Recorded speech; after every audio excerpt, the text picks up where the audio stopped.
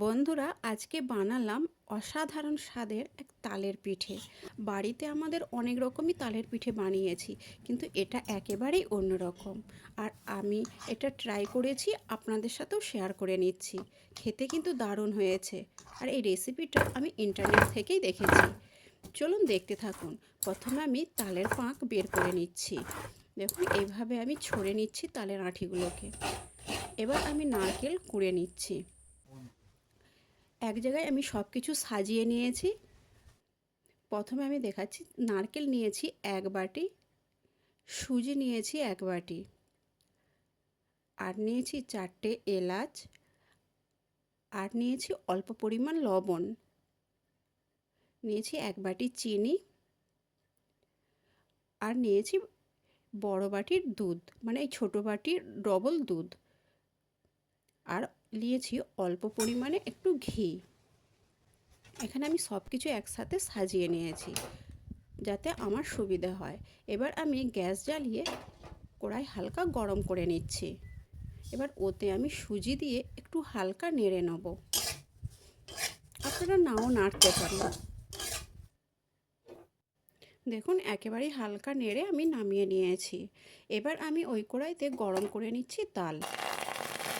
তালটা এতটা পরিমাণে ভালো আর একবারে টাইট তাল, দেখুন বাটি থেকে সরতেই চাইছে না। আমি আবার চামচে করে এটাকে নিয়ে নিলাম।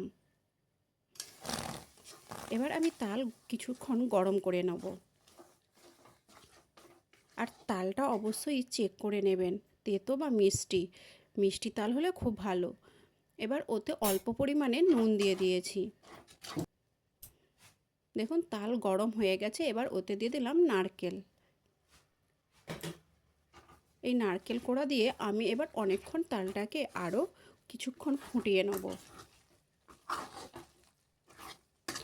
যেহেতু তাল একেবারে টাইট ছিল, সেই জন্য অতটা আমার কিন্তু সময় লাগেনি। তাল এর ব্যাটারটা তৈরি হয়ে গেছে। ওতে এবার দিয়ে দিচ্ছি দুধ। আমি যেই বাটির মাপে সুজি বা তাল সব কিছু নিয়েছি, আমি সেই বাটিরই ডবল দুধ নিয়েছি। এবার আমি ভালো করে মিশিয়ে নিচ্ছি। এবার ওতে দিয়ে দিলাম সুজি। ভালো করে এবার আমি ব্যাটারটাকে তৈরি করে নেব। দেখুন, নাড়তে নাড়তে এবার বেশ কিছুক্ষণ নাড়লেই টাইট হয়ে আসবে। এবার আস্তে আস্তে টাইট হয়ে আসছে। দেখতে পেয়েছেন, একদম কড়াই আর লাগছে না, একেবারেই শক্ত একটা ব্যাটারে তৈরি হয়ে গেছে। এটাকে এবার আমি নামিয়ে নেব। এই সময় আমি আর একটা কড়াই বসিয়ে ওতে দিয়ে দিলাম 1.5 বাটির মতন চিনি। আর আমি এখানে 1.5 বাটি চিনির জন্য 1.5 বাটি জল ব্যবহার করেছি।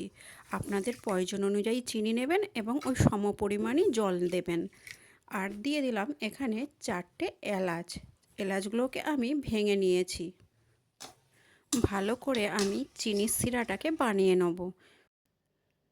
দেখুন, আমি থালায় ঢেলে দিয়েছিলাম ঠান্ডা করার জন্য। এপাশে চিনির শিরাটাও ফুটে উঠেছে। এবার ওটাকে আমি নামিয়ে ওই শিরাটাকে আমি অন্য পাত্রে ঢেলে নেব। এবার হাতে একটু আমি ঘি নিয়ে নিলাম। ঘি মেখে এইটাকে আমি আস্তে আস্তে মাখিয়ে নেব, যাতে না আমার হাতে লেগে যায়। হালকা যদিও গরম আছে এখনই, তবে মাখিয়ে নেব। দেখুন, সুন্দর করে এবার মাখিয়ে নিচ্ছি। তবে একটু নরম আছে, তাই আমি এখানে অল্প চালের গুঁড়ো ব্যবহার করছি।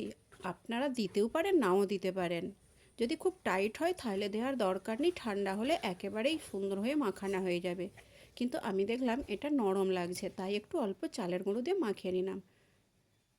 দেখুন, সুন্দর একটা ডো তৈরি হয়ে গেছে। আর যেহেতু আমি এখানে হাতে ঘি ব্যবহার করেছি, আরও সুন্দরভাবে মাখানো হয়ে গেছে। এবার আমি হাতে আর একটু অল্প করে ঘি মেখে এবার ছোট ছোট করে লেচি কেটে আমি এটাকে তৈরি করে নিচ্ছি। দেখুন কেমন করে। আপনারা চাইলে বিভিন্ন ধরনের করতে পারেন, কিন্তু আমি এটাকে এই রকম রেখেছি। এর থেকেও সরুও করতে পারেন, ঠিক চুষি পিঠে যেরকম বানানো হয় ঠিক সেই রকমই। কোনো আর কিছু ঝামেলা নেই। আমি একা এতটা করতে অনেকটা সময় লেগে যাবে, তাই মাকে ডাকলাম, মাও আমাকে কিছু হেল্প করে দিচ্ছে।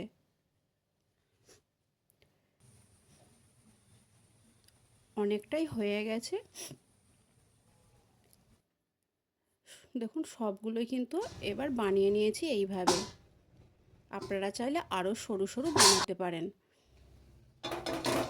এবার আমি গ্যাসে কড়া বসিয়ে দিলাম, কড়াই দিয়ে দিলাম সাদা তেল। এটা অবশ্যই সাদা তেলেই করার চেষ্টা করবেন। এবার আমি এইভাবে ছান্তার সাহায্যে আস্তে আস্তে এগুলোকে ছেড়ে দিলাম, আর লো ফ্লেম থেকে একটু হাই রেখেছি। আমি 15 থেকে 20 সেকেন্ড এইরকম আস্তে আস্তে কিন্তু আমি এগুলোকে নাড়িয়ে উল্টিয়ে পাল্টিয়ে ভেজে নিচ্ছি। আপনারা যেরকম রাখবেন, খুব নরম খেতে চাইলে সেরকম হালকা ভাজবেন, আর একটু মানে মিডিয়াম খেতে চাইলে তাহলে একটু কড়া করে ভাজবেন। দেখুন আমি এরকম রেখেছি। এবার চিনির রসে এগুলোকে দিয়ে দিলাম কড়া থেকে তুলেই।